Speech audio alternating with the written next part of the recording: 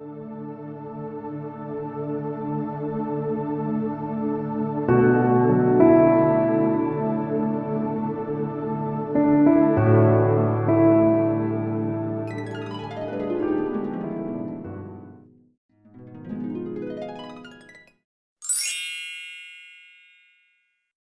अपने हाथों की निर्दोषता के जल से धोऊंगा, तब हे प्रभु मैं तेरी बेटी की प्रदक्षिणा करूंगा, ताकि तेरा धन्यवाद ऊंचे शब्द से करूं और तेरे सब आश्चर्य कर्मों का वर्णन करूं। हे प्रभु मैं तेरे धाम से, तेरी महिमा के निवास स्थान से प्रीति रखता हूँ। मेरे प्राण को पापियों के साथ और मेरे जीवन को हत्यारों के साथ न मिला। वे तो ओछापन करने में लगे रहते हैं और उनका दाहिना हाथ घूस से भरा है, परंतु मैं तो खराई से चलता रहूंगा। तू मुझे छुड़ा ले और मुझ पर अनुग्रह कर। मेरे पांव चौरस स्थान में स्थिर है, सभाओं में मैं प्रभु को धन्य कहा करूंगा। वचन संहिता 27। हे प्रभु परमेश्वर मेरी ज्योति और तेरा उद्धार है, मैं तेरे से डरूं। प्रभु मेरे जीवन का दृढ़ गढ़ ठहरा है, किसका भय खाऊं। जब मैं कुकर्मियों ने तो मुझे सताते और मुझे से बैर रखते थे, मुझे खा डालने के लिए मुझ पर चढ़ाई की, तब वे भी ठोकर खाकर गिर पड़े। चाहे सेना भी मेरे विरुद्ध छावनी डाले तो भी मैं न डरूंगा। चाहे मेरे विरुद्ध लड़ाई ठन जाए, उस दशा में भी मैं हियाव बांधे निश्चित रहूंगा। वर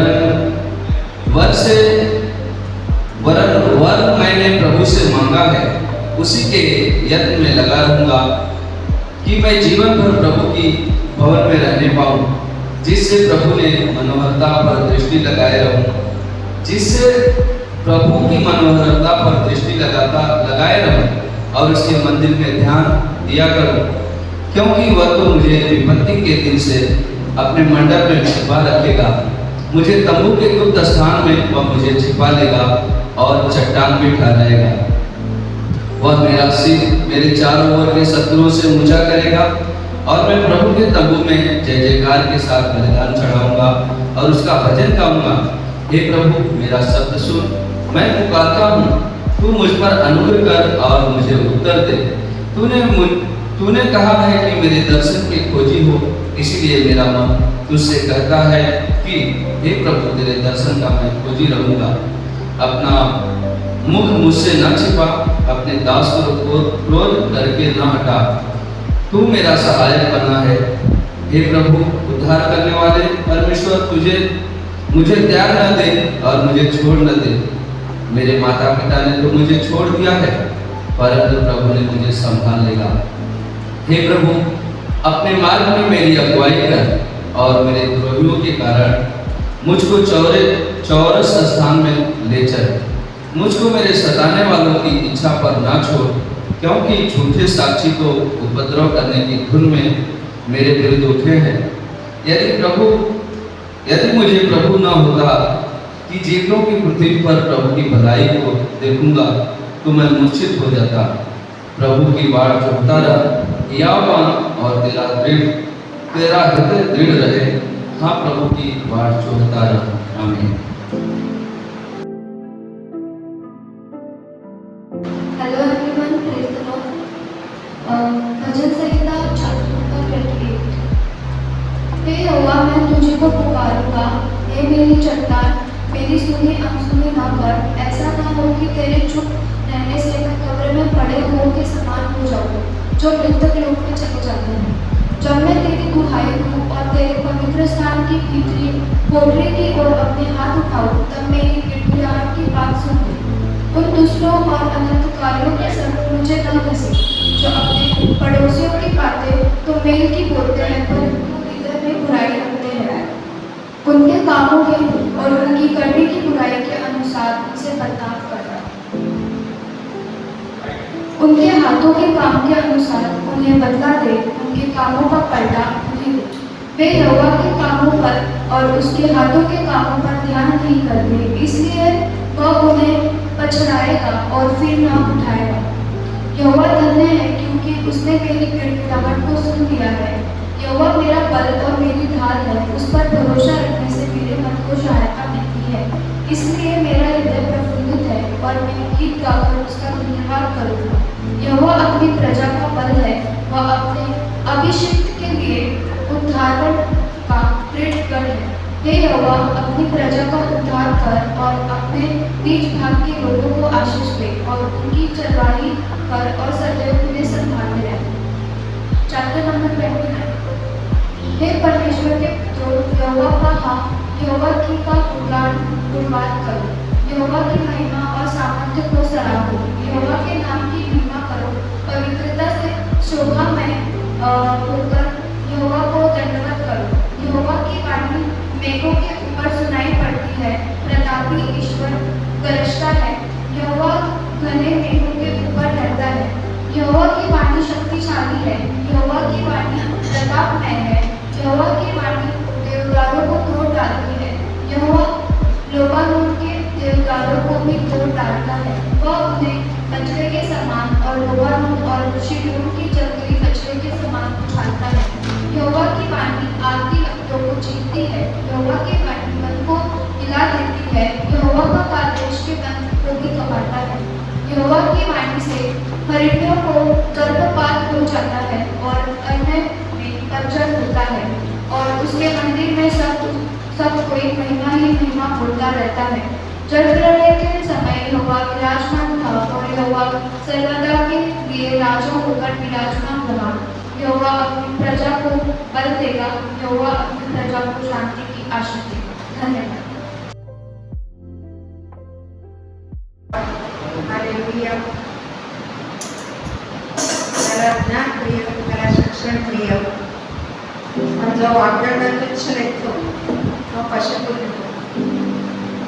सज्जनाला परमेश्वराचा प्रसाद करतो, परंतु दुष्टपणाच्या युक्ती योजणाऱ्याला तो दोषी करतो. मनुष्य दुष्टतेने स्थिर होत नाही, पण नीतिमानाची मोड टाळत नाही. सद्गुणी स्त्री आपल्या पतीला मुकुट आहे, पण लाज आणणारी स्त्री त्याची हाडे सडविणारी आहे. नीतिमानाचे विचार यथा न्याय असतात, दुर्जनाच्या मसलती कपटाच्या असतात.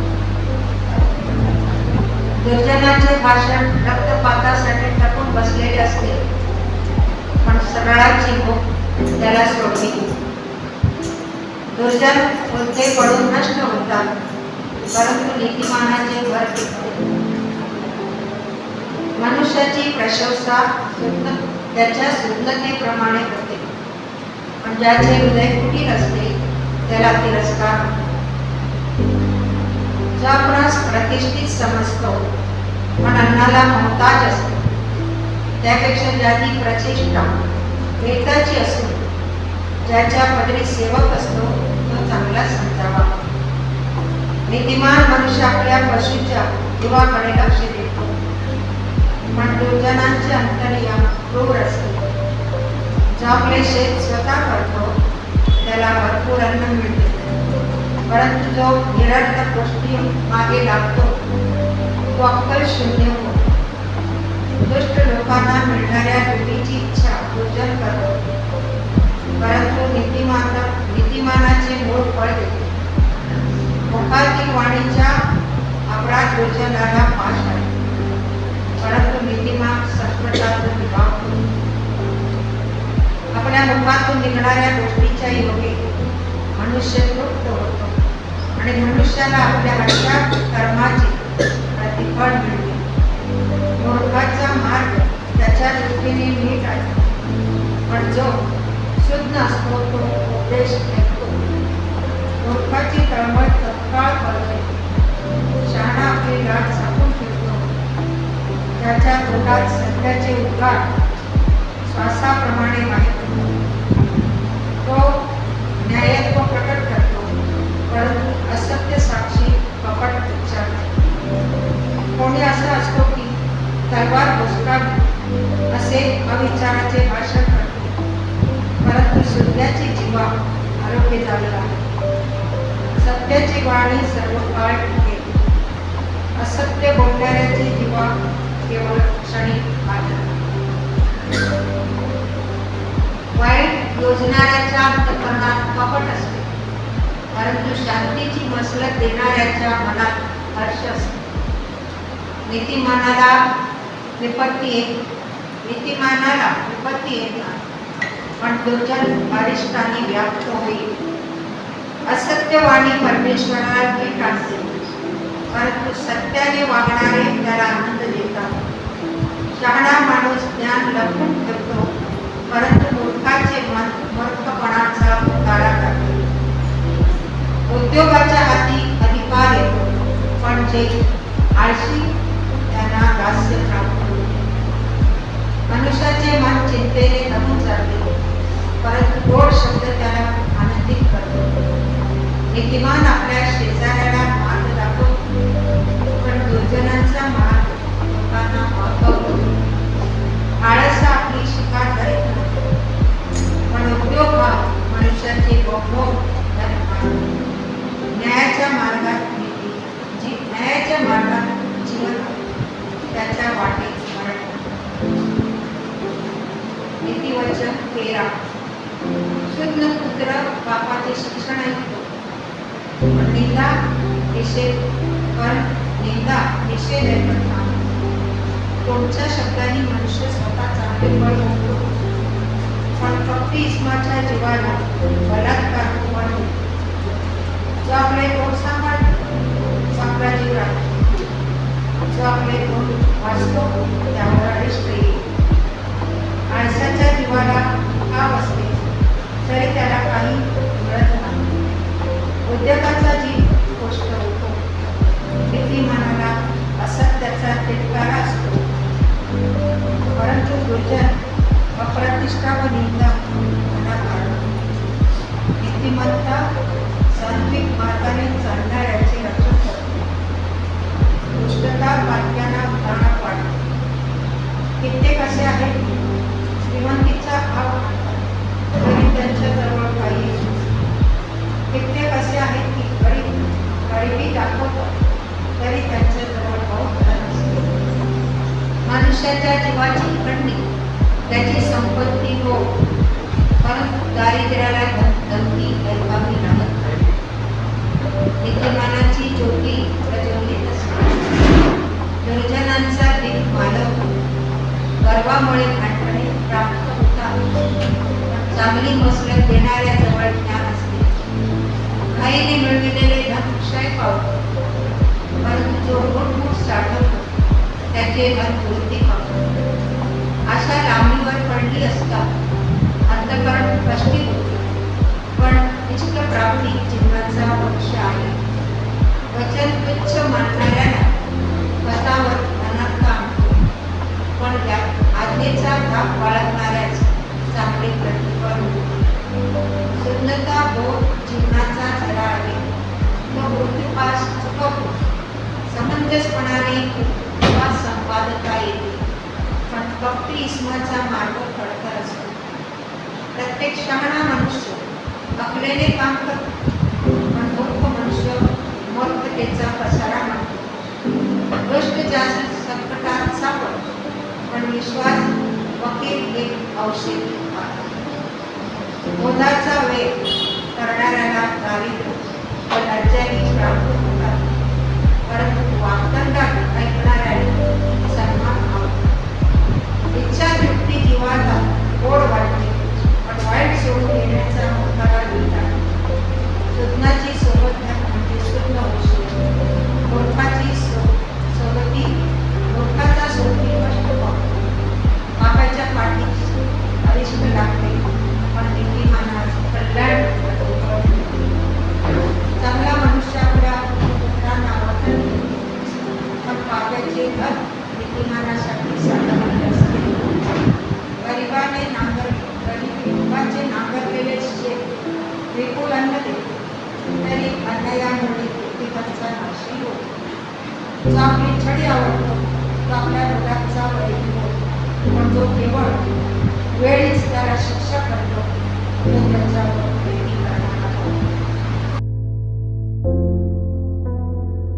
योहानपूर्ण शुभवर्तमान याचा दुसरा अध्याय येशूचा पहिला चमत्कार. आणि तिसऱ्या दिवशी गालिलातील काना येथे लग्न होते आणि येशूची आई तेथे होती आणि येशूला व त्याच्या शिष्यांनी त्या लग्नास बोलवले होते. मग द्राक्ष संपला तेव्हा येशूची आई त्याला म्हणाली, त्यांच्याजवळ द्राक्षरस नाही.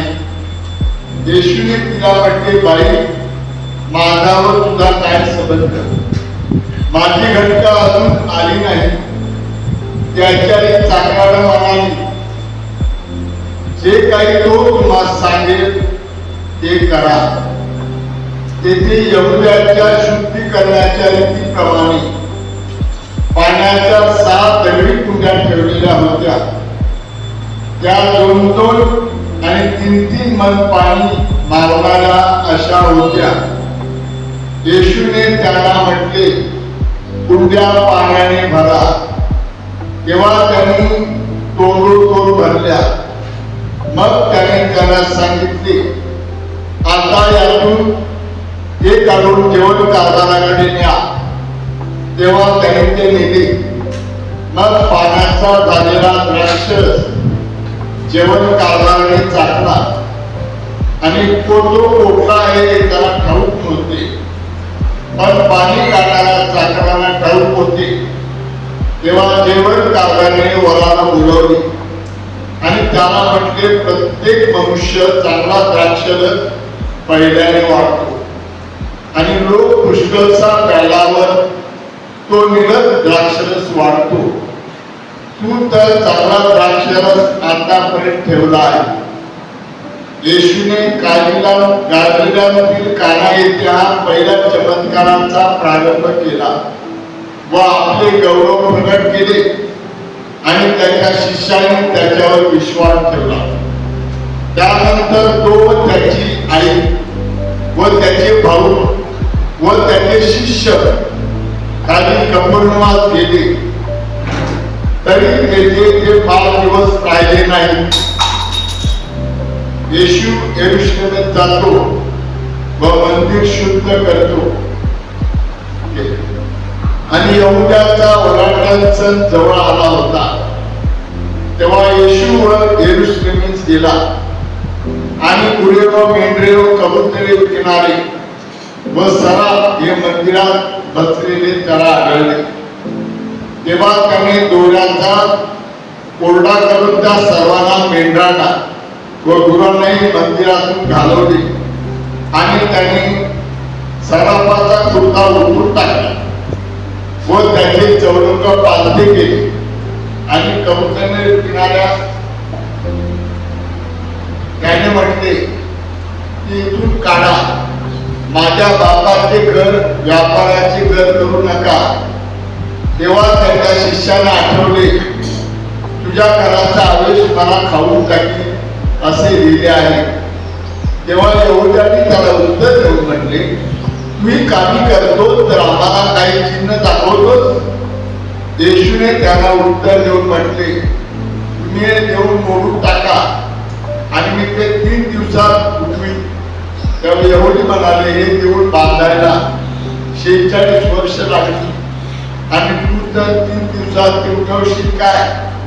तो तर त्याचे शरीर या देवळाविषयी बोलत होता.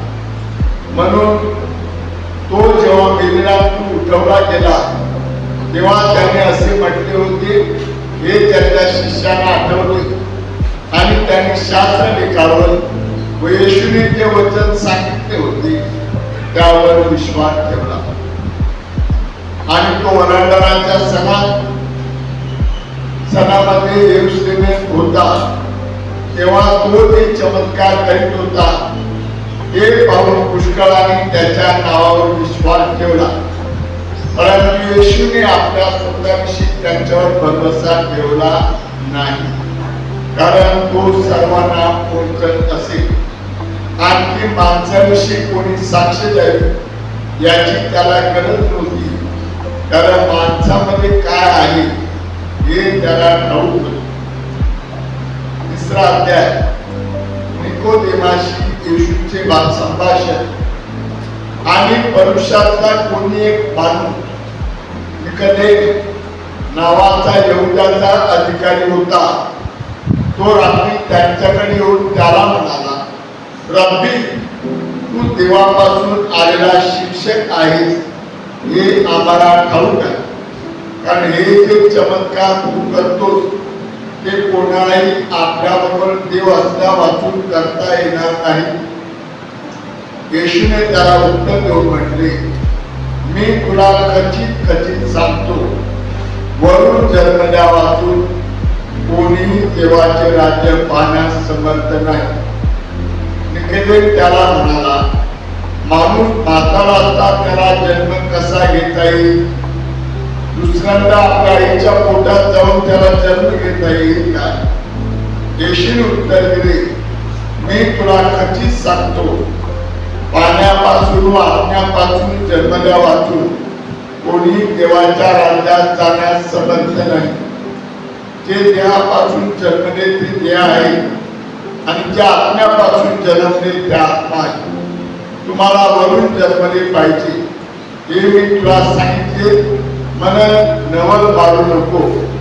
वारा त्याला पाहिजे तिकडे वाहतो आणि त्याचा आवाज तो ऐकतो, परंतु तो कोठून येतो व जातो हे तुला ठाऊक नाही. जो कोणी आत्म्यापासून जन्मलेला तो तसाच आहे.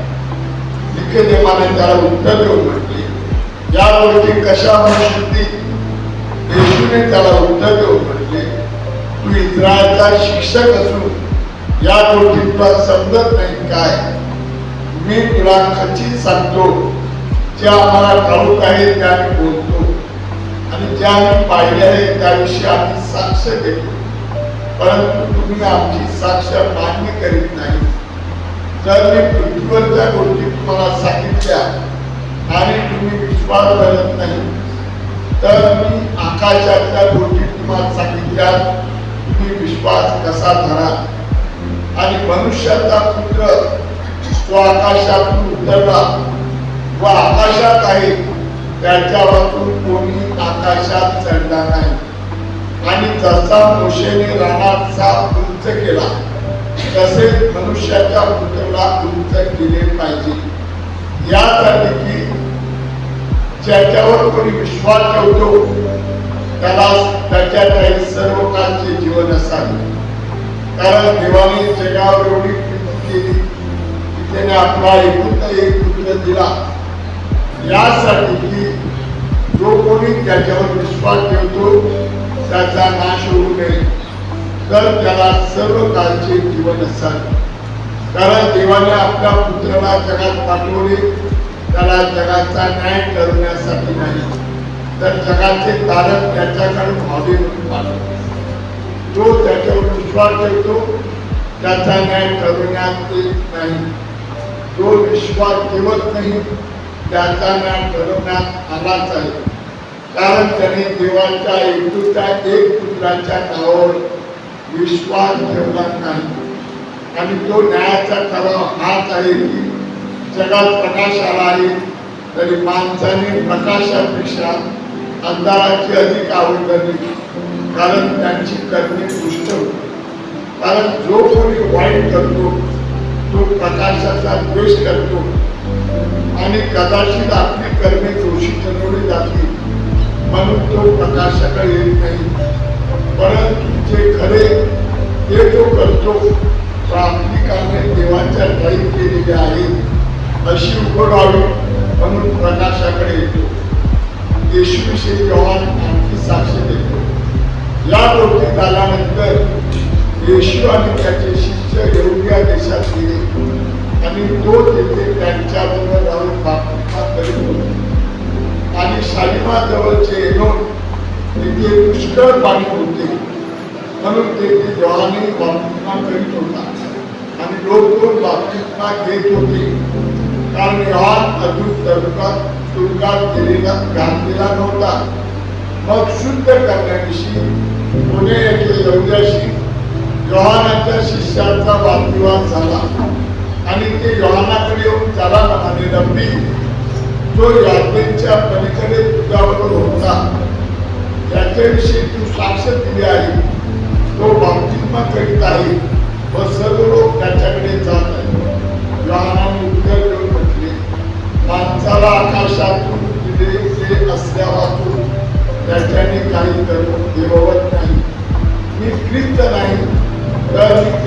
पुढे पाठवलेला आहे असे मी म्हटले.